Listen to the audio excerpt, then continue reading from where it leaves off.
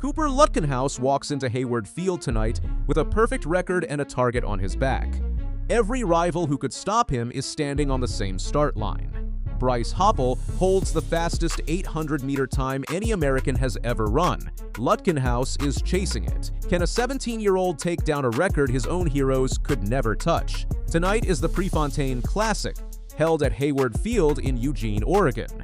The meet is named after Steve Prefontaine, the runner who turned this small college town into the heart of American track and field. It is a permanent stop on the Diamond League calendar, and every serious distance runner in the world wants to race here at least once. Nike built this whole event around getting Lutkenhaus on that start line. Now the world finds out if the hype was real. Lutkenhaus was born in December 2008. He grew up outside Dallas in the small town of Justin, Texas. This fall, he starts his senior year at Northwest High School, the same age as classmates picking colleges and stressing over exams. While they worry about test scores, he is out here beating grown men on the biggest stages in the sport. He still drives his family's 2003 Chevy Silverado, a truck 5 years older than he is. His only big purchase since signing with Nike was not a car or a house. It was more time on the track. His dad ran track in high school, so did his older brother. Running is the family business, built around small-town gyms and early morning practices, not fame. But nobody in that family, and maybe nobody in the sport, has ever moved this fast this young. The 800 meters is 2 laps around the track, and it punishes mistakes. Sprint too hard on the first lap, and your legs are gone before the finish. Hold back too long, and you never catch the leaders. It takes speed, endurance, and nerve all at once, which is why so few runners master it before their bodies are fully grown. Lutkenhaus mastered it as a teenager. Ask him why he keeps winning, and he will not talk about medals or records. He calls the sport a numbers game, plain and simple. The only goal is dropping as many rivals as possible before the tape. That mindset sounds too simple for a sport this technical, but it explains everything about how he races. He does not panic when a veteran surges past him with a lap to go. He waits, reads the pace, and strikes when the moment is right. It is exactly why veterans twice his age keep losing to him. This season started in January, and he has not lost since. At the Norb Sander Invitational, he ran 145.23 indoors, breaking the under-18 record that used to belong to Donavan Brazier. 2 weeks later at the Millrose Games, he set a world under-20 record over 600 meters. In February, at the ASICS Sound Running Invite, he broke his own indoor 800-meter mark again, running 144.03. That is a time most college runners never touch in their whole careers. He ran it as a high school junior. In March, he won the U.S. indoor title. Then he flew to Torun, Poland for the World Indoor Championships. He was not even the favorite, seeded third by his season best. He won his semifinal in the fastest time at a World Indoor meet in 29 years, a warning shot to every runner watching from the stands. Then in the final, at 17 years and 93 days old, he took the lead with half a lap to go and refused to give it back, holding off grown men who had years of championship experience on him. He crossed in 144.24 to become the youngest individual world champion in track and field history, indoors or outdoors. He broke a record that had stood since 2012, set by Ethiopia's Mohamed Aman. Aman held that record for 14 years. Lutkenhaus needed less than 18 years just to live long enough to break it. But indoors is not where the biggest names live. In June, Lutkenhaus made his Diamond League debut in Stockholm and won, beating 2023 world champion Marco Arop with a time of 142.70. Arop is not a runner most people beat on a debut.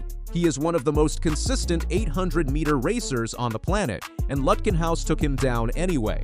3 days later in Oslo, he lined up against Emmanuel Wanyonyi, the reigning Olympic and world champion.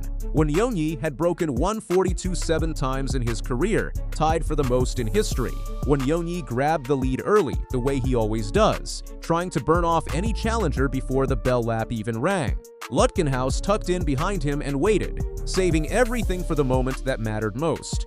With 200 meters left, he made his move and took the lead. Wanyonyi came storming back down the final straight. The two of them hit the line together. Lutkenhaus dove across the finish, unsure if he had even won. Wanyonyi helped him up off the track, and they waited side by side for the result. The clock read 142.08 to 142.09.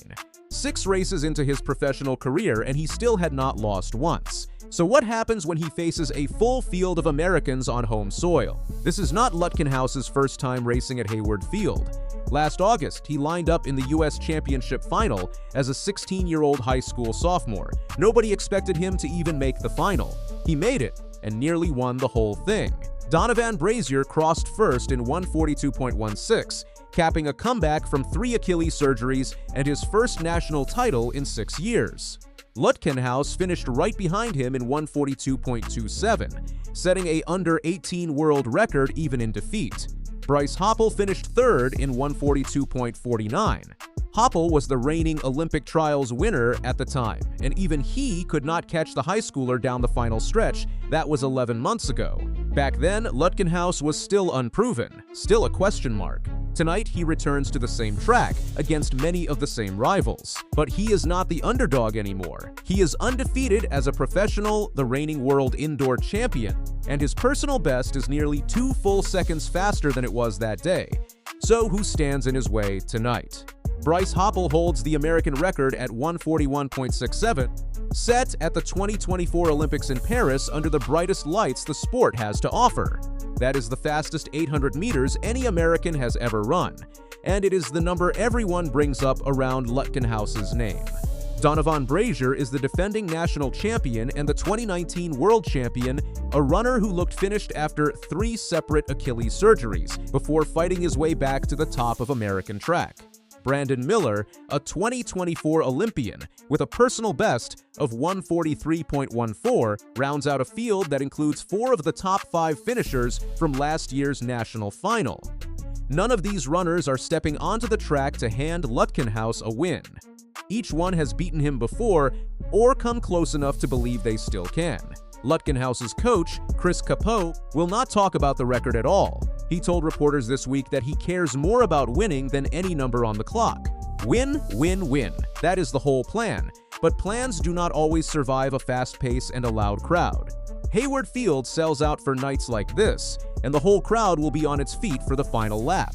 If Brazier or Hoppel go out hard tonight trying to defend their own turf, Lutkenhaus could get pulled to a time nobody, including him, saw coming. There is one more detail that raises the stakes even higher. Lutkenhaus only plans to run one more race this year after tonight, the U.S. Championships later this month. That means the door for a record attempt this season is closing fast. Whatever happens at Hayward Field tonight might be his best shot at that record for the entire season.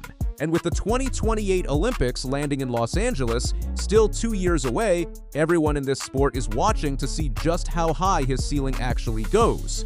So is tonight the night a high schooler breaks the American record? Is tonight the night Cooper Lutkenhaus proves the hype was never hype at all? Just the truth arriving early. Whatever the clock says when he crosses that line, American track just got itself a new main character, and he still has 1 year of high school left to finish.